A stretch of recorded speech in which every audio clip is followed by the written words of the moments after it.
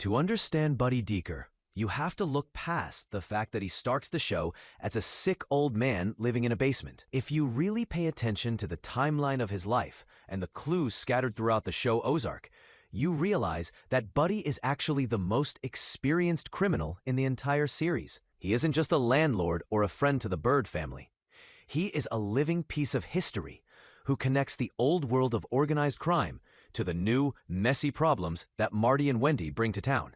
An analysis of Buddy's timeline, looking at both what we see on screen and what is implied, shows a man who went from being a powerful mobster to a tired retiree, and finally to a hero who used the last of his energy to save the people he came to care about. The timeline of Buddy's life starts way before the first episode.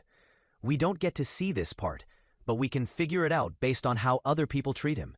This is the Jimmy Small era, based on his interactions later in the show, specifically with Frank Cosgrove Sr., who is the head of the Kansas City Mafia.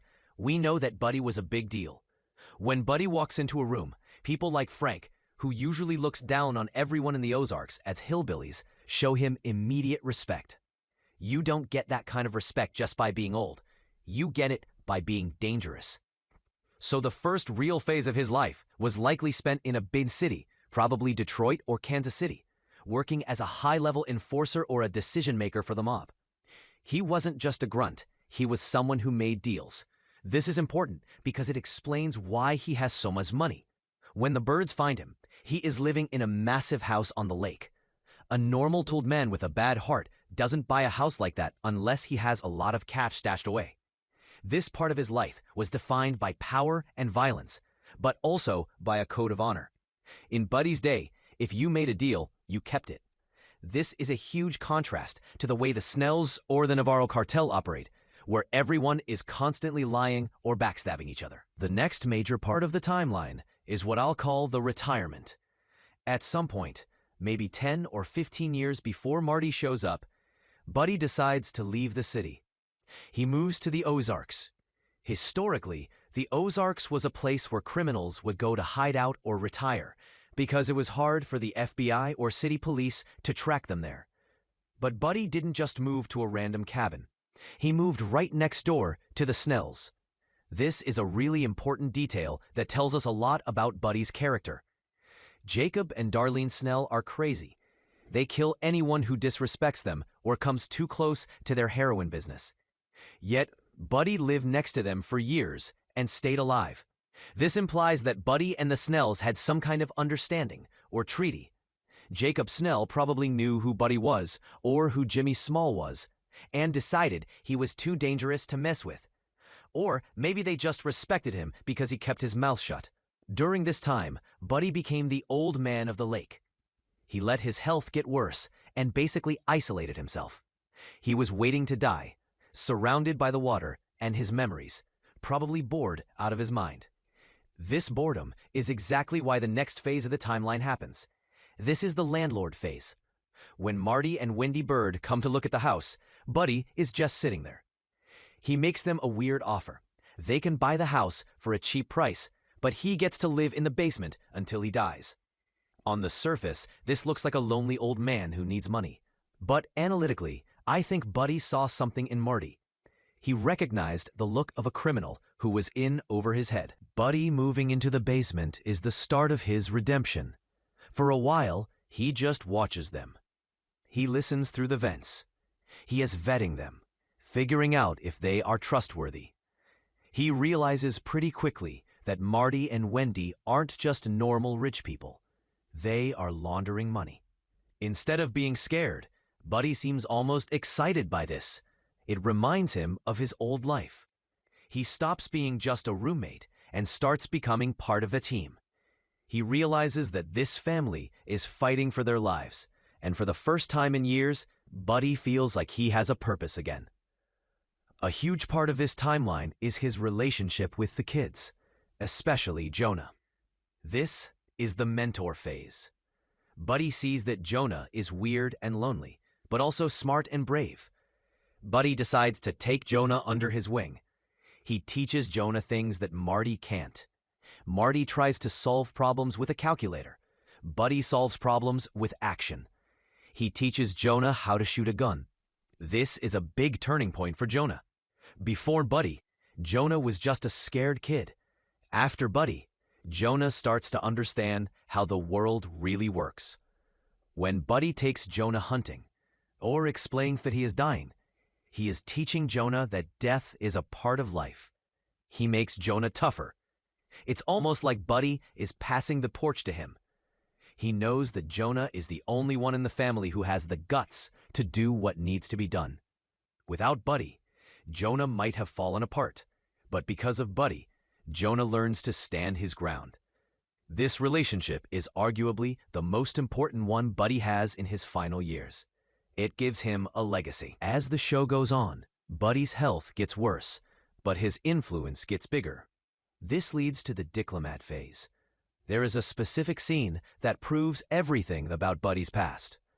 Marty is in trouble with the Kansas City mob because of the casino union issues. Frank Cosgrove is threatening to shut everything down, and Marty has no idea what to do.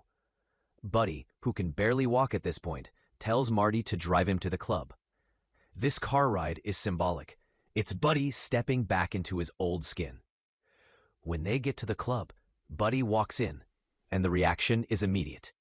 Frank Cosgrove, the scary mob boss, sees Buddy and smiles. They hug. They talk about the good old days. This moment confirms that Buddy was a heavy hitter in the crime world. He uses his reputation to fix Marty's problem. He doesn't pay Frank, he just asks for a favor as an equal. This saves the casino project and saves the Byrdes. It's the first time we see Buddy use his superpower, his history, to help his new family. He is literally using up his remaining life force to help them. The final and most tragic part of the timeline is the soldier. This is the end of Buddy's life.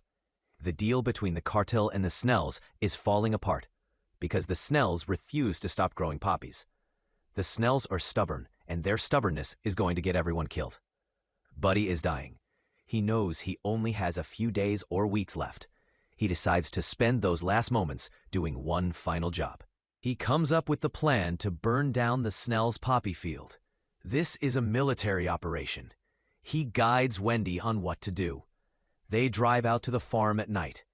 It's tense because Buddy is struggling to breathe, but his mind is sharp. He is the general giving orders. When they get to the field, Buddy is the one who helps spread the chemicals. He is weak, but he is determined. Laying that fire is his final act of rebellion against the Snells, the neighbors he tolerated for years, but never really liked. It's also the ultimate gift to Wendy and Marty. He cleans up their mess so they can survive. The drive back from the farm is the end of the timeline. Buddy is sitting in the passenger seat. He's exhausted. The adrenaline is fading, and his heart is giving out. He asks Wendy to roll down the window. He wants to feel the air. He talks about how good it feels. It's a peaceful moment after a violent act. He dies right there in the car. It's sad, but it's also the way he would have wanted to go. He didn't die in a hospital bed hooked up to machines. He died in a getaway car after pulling off one last big crime. Even after he dies, his timeline sort of continues because of the impact he left. His funeral is small, which shows that in the criminal life, you don't have many real friends, but the people who are there, the Byrdes, really care about him. Jonah's speech at the funeral shows how much Buddy meant to him. Jonah refuses to let go of Buddy's lessons. He keeps the weird stuff Buddy gave him. He keeps the knowledge of how to shoot. Buddy's death also forces Wendy to change. Buddy was the only person she could really talk to. He understood her dark side. Without him, she has to become harder and colder to survive on her own. And practically speaking, Buddy burning the field caused a war between the Snells and the Byrdes that lasted for a long time. So even though he was gone, the consequences of his actions were still affecting everyone. In conclusion, Buddy Dieker's life was a long journey from the top of the mob world to the quiet of the Ozarks and back into the fire again. He was a complex character. He was a criminal, yes, but he was also loyal. He started as a stranger in the basement and ended up being the grandfather of the family. His timeline shows us that it doesn't matter how old or sick you are. If you have experience and courage, you can still change the outcome of the game. Buddy Dieker saved the Byrde family, not because he had to, but because he chose to go out fighting.